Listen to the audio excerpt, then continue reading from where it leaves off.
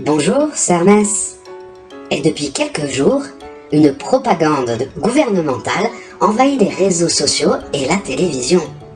Un mouvement de peur lancé par des syndicats du gouvernement afin de nous inciter à nous prendre nous-mêmes en otage en bloquant les routes et à pourrir la vie de nos voisins dans l'espoir de baisser le prix de l'essence de quelques centimes.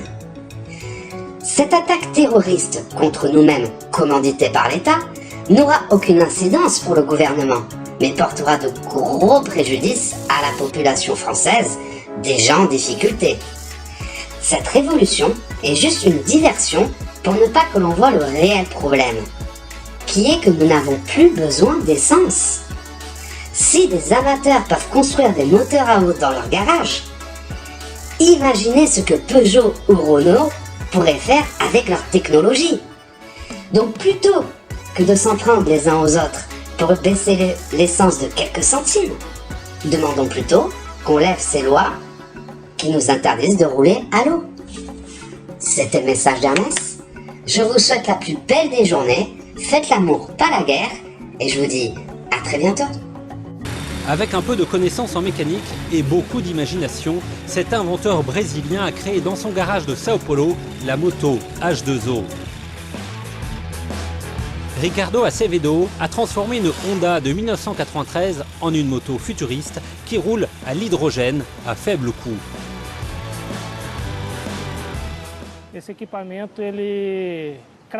Le moteur brise les molécules d'eau pour les transformer en oxygène et en hydrogène.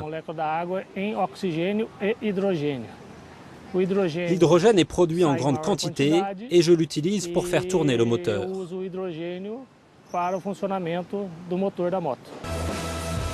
6 mois après avoir lancé son concept et après plusieurs tests et améliorations, Acevedo pense que son projet pourrait contribuer à réduire le niveau de la pollution.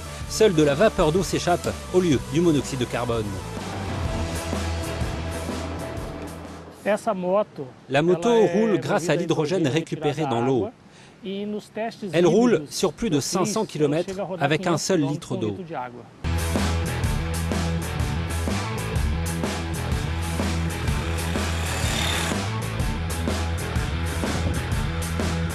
L'hydrogène n'est peut-être pas la seule réponse aux besoins énergétiques mondiaux, mais c'est au moins une alternative à la combustion des énergies fossiles.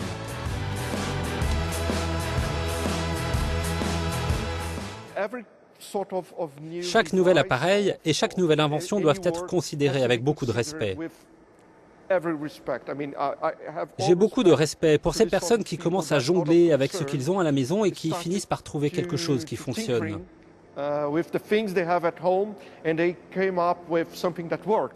L'hydrogène est l'élément le plus abondant dans l'univers. Mais sur Terre, l'hydrogène gazeux pur est très rare car il est trop léger.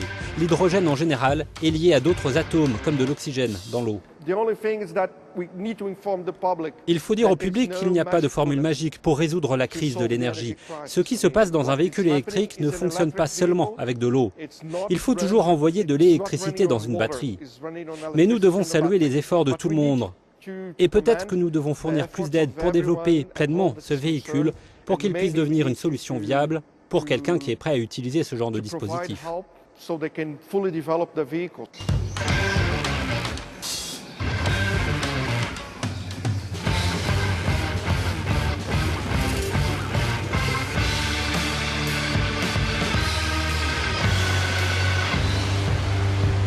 Pour tester sa technologie maison, l'inventeur a utilisé plusieurs types d'eau comme l'eau potable, l'eau minérale ou même l'eau d'une rivière locale très polluée et le résultat n'a pas varié.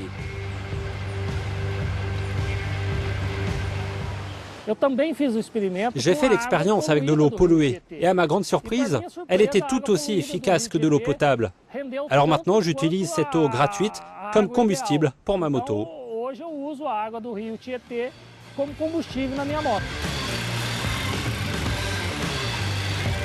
Un moteur à hydrogène comme celui de Ricardo ne crée pas de pollution comme les émissions de carbone des moteurs à essence classiques. Bien que le marché potentiel soit énorme, il est encore freiné par les moyens de contenir en toute sécurité le gaz d'hydrogène qui reste hautement inflammable.